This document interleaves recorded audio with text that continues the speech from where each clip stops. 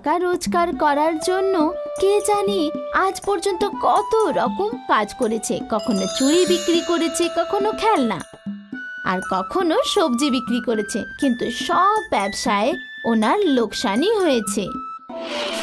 এখন চুন্নিলাল একটা নতুন কাজ শুরু করে দিয়েছে। ও গ্রামের স্কুলের বাইরে একটা ফুচকার ঠেলা লাগিয়ে দিয়েছে। এসো বাচ্চারা, এসো এসো এসো, পাপড়ি আর ফুচকা খেয়ে যাও, এসো এসো এসো। স্কুল ছুটি হওয়ার পরেই সব বাচ্চারা ওর ঠেলার সামনে গিয়ে জমা হয়ে যায়। এক প্লেট ফুচকা দাও আমায়। না, আমাকে প্রথমে দাও। আরে দাঁড়াও দাঁড়াও, সকলকে একে একে ফুচকা দেওয়া হবে। চুন্নিলালের ফুচকার ঠেলা বাচ্চাদের প্রতিদিনের একটা আড্ডার জায়গা হয়ে গেল। চুন্নিলাল মিষ্টি মিষ্টি কথা বলে বাচ্চাদের থেকে অনেক কিছু কথা জেনে নিত। আচ্ছা বলো, কাল কে কে ফুচকা খাবে? আমি। আমি। এই নাও আরো একটা ফুচকা। আজ তোমায় খুব খুশি দেখাচ্ছে। হ্যাঁ, কারণ আজ আমাকে মা একটা নতুন সোনার চেন দিয়েছে। এই দেখো। রবির গলায় সোনার চেন দেখে চুন্নিলালের চোখ বাইরে চলে এলো। সেদিনেও রবিকে অনেক বেশি ফুচকা খাইয়েছিল। ব্যাস কাকু, আমার পেট ভরে গেছে। কত টাকা হলো? মাত্র 100 টাকা। 100 টাকা?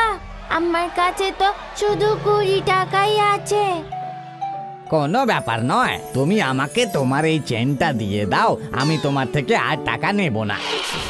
বেচারা রবি নিজের সোনার চেন ওই ধূর্ত চুন্নিলালকে দিয়ে দিল। ধূর্ত চুন্নিলাল এইভাবেই বেচারা বাচ্চাদের দামি জিনিসপত্র নিতে থাকতো আর ওদের বোকা বানাতে থাকলো। একদিন রবি স্কুল থেকে সোজা বাড়ি যেতে লাগলো। তখন চুন্নিলাল ওকে দাঁড় করালো। কি ব্যাপার রবি, আজ তুমি ফুচকা খাবে না? না, আমি রোজ রোজ ফুচকা খেতে পারবো না। মা টাকা দেবে না। টাকা দেওয়ার এত তাড়া কিসের? টাকা আমাকে কাল দিয়ে দিও। সত্যি?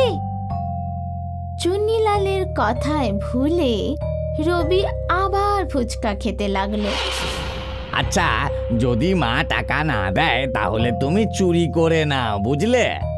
চুন্নিলালের এসব ফালতু কথা ছোট রবির মাথায় ঘর করে নিল। পরের দিন রবি নিজের বাড়িতে রাখা টাকা চুরি করতে লাগলো। ঠিক তখনই ওর মা ওকে চুরি করতে ধরে ফেলেছিল। রবি, তুমি টাকা চুরি করছো কেন? মা, আমাকে না ফুচকাওয়ালা কাকু বলেছিল যে মা যদি টাকা না দেয় তাহলে চুরি করে নিবি। আর তোমার সোনার চেনটা গেল কোথায়? ওই চেনটা তো আমি ফুচকাওয়ালা কাকুকে দিয়ে দিয়েছি। বাবা, তুমি জানো চুরি করা খুব খারাপ অভ্যাস। রবির কথা শুনে ওর মায়ের খুব দুঃখ হলো। পরের দিন স্কুল ছুটি হওয়ার পর রবি যখন ফুচকা খেতে গেল, তখন চুন্নিলাল সব দিনের মতোই ওকে ফুচকা খেতে বলল। এই নাও আরো ফুচকা। আর বলো রবি, তুমি টাকা চুরি করেছো? হ্যাঁ কাকু, এই দেখো। 2000? বাহ বাহ বাহ, খুব ভালো। কাল যখন তোমার মা আরো টাকা রাখবে সেটাও নিয়ে নিও, তাতে তুমি আরো অনেক ফুচকা খেতে পারবে, বুঝলে? চুন্নিলাল যেই না টাকাটা নিল, রবির মা ওখানে পৌঁছে যায় আর ওকে হাতে না হাতে ধরে ফেলে। ও, তাহলে তুই সেই ধূর্ত ফুচকাওয়ালা যে আমার রবির সোনার চেন নিয়েছে আর ওকে টাকা চুরি করার জন্য বলেছিলি? না না, আমাকে ক্ষমা করে দিন। এই নিন আপনার টাকা আর আপনার সোনার চেন। আমাকে ছেড়ে দিন, ক্ষমা করে দিন। এখান থেকে অনেক দূরে চলে যাব আমি। আর আজকের পর আমি আর এখানে কখনো এমন কাজ করব না। তোমাকে পুলিশে দিয়ে দেওয়াটাই ঠিক হবে, যাতে তুমি আর কখনো এমন ধরনের ব্যবহার বাচ্চাদের সাথে না করতে পারো। এই গল্প থেকে আমরা দুটো শিক্ষা পেলাম।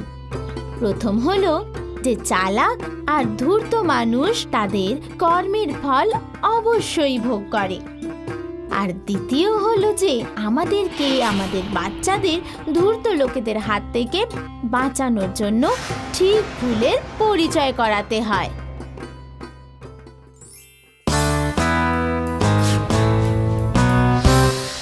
যজ্ঞ একজন পরিশ্রমী আর একজন সৎ কাঠুরিয়া ছিল, কিন্তু ও খুবই গরিব ছিল।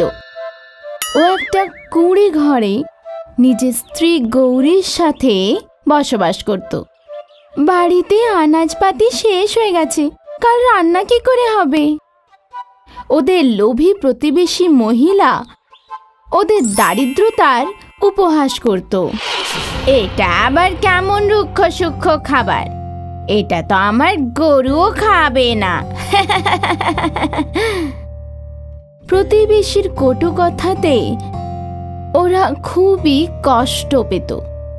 আমি জঙ্গল থেকে কাঠ কেটে নিয়ে আসছি, সেগুলো বাজারে বিক্রি করে আনাজ কেনার টাকা জোগাড় হয়ে যাবে। যজ্ঞ জঙ্গলে গেল আর এক এক করে কাঠ কাটতে লাগলো। ও একটা বড় গাছের ডাল কাটার জন্য কুড়াল মারতেই যাচ্ছিল, তখনই একটা আওয়াজ শুনতে পেল। আমাকে কেটো না, আমাকে কেটো না, আমাকে কেটো না। এটা কার আওয়াজ আসছে? কে আছে এখানে? আমি আছি, তোমার সামনেই দাঁড়ানো গাছ। গাছকে বলতে দেখে ও খুবই অবাক হলো। যজ্ঞ গাছকে বলল যে যদি ও তাকে না কাটে তাহলে বাজারে গিয়ে বিক্রি করবে, তার কাছে আনাজ কেনার পয়সাও নেই। আমি একটা জাদুর গাছ, আমি তোমার প্রয়োজন পূরণ করব। তোমার যা চাই তাই পাবে।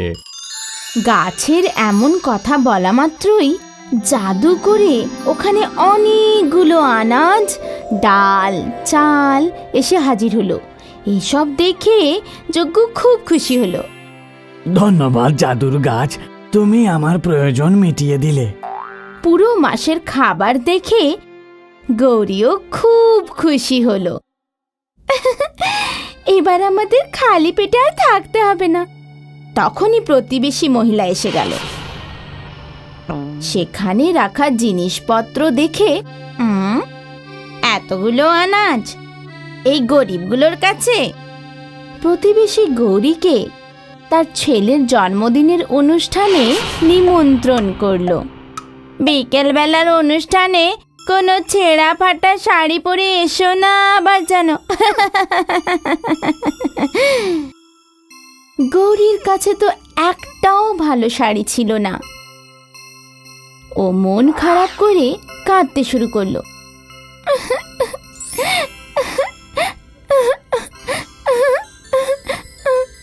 কেঁদো না গৌরী।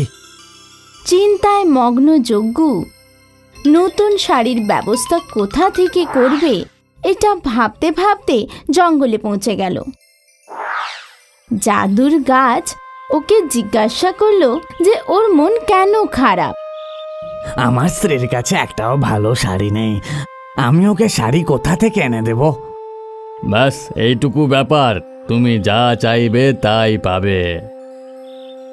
জাদুর গাছের এই কথা বলা মাত্রই ওখানে একটা নতুন শাড়ি চলে এলো।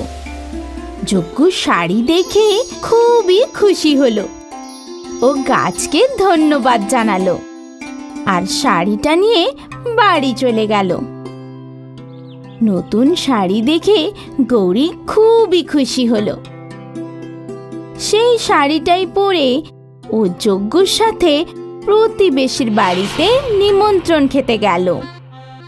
গৌরীকে সুন্দর শাড়ি পরা দেখে অনুষ্ঠানে উপস্থিত সকল অতিথিরা গৌরীর খুব প্রশংসা করলো। এই শাড়িতে তোমাকে বেশ সুন্দর দেখাচ্ছে। গৌরীর প্রশংসা শুনে প্রতিবেশীর মনে খুব হিংসে হলো।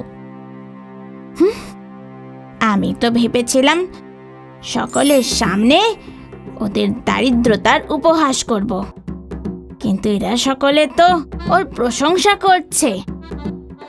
হিংসাবশত প্রতিবেশী মহিলা নিজের সোনার বালা লুকিয়ে দিল আর গৌরীর ওপর বালা চুরি করার দোষারোপ করে দিল আর সকলের সামনে ওকে অপমান করতে লাগলো। দেখো দেখো, এই গৌরী আমার গয়না চুরি করেছে।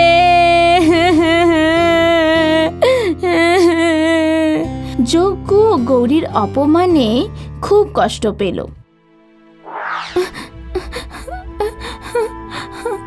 এত দামি বালা আমরা কি করে ফেরত দেব?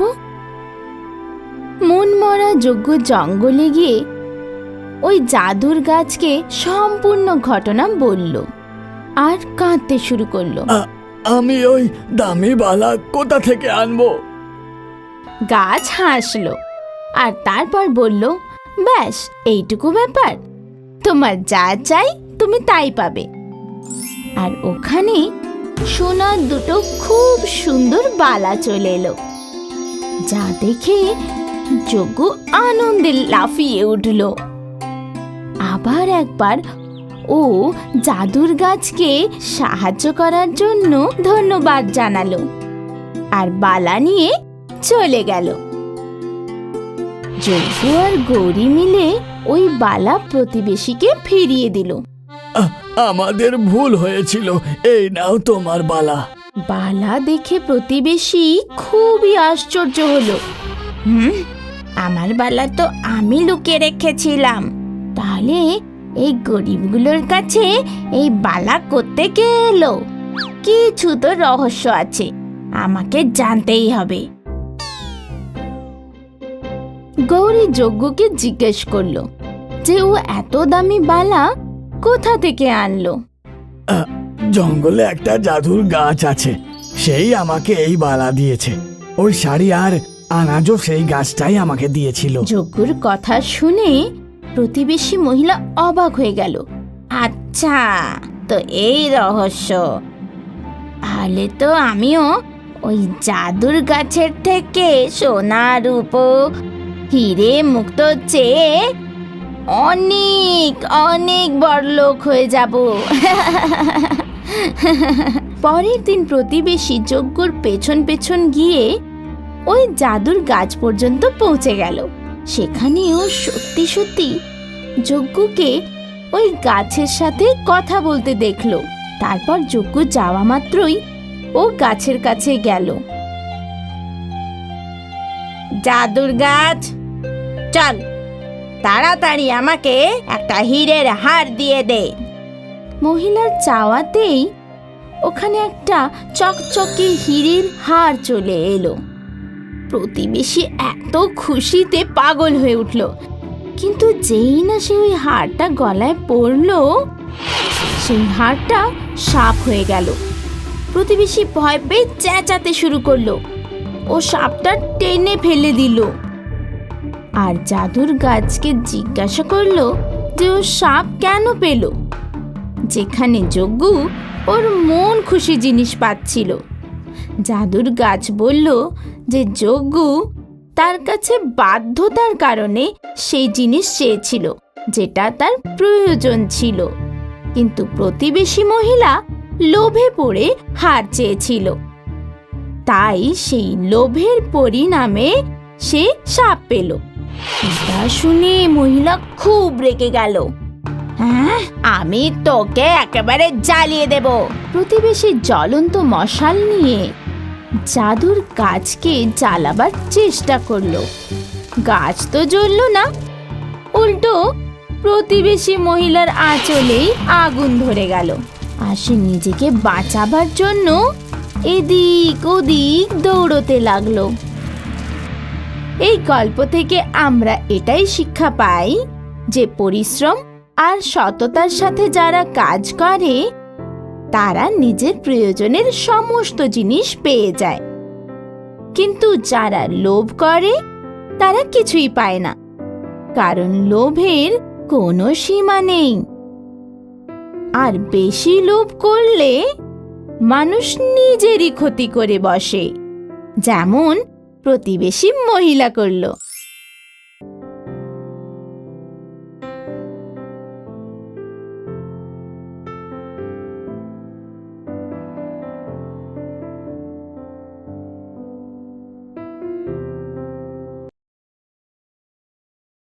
হাই, আমি শাইনি।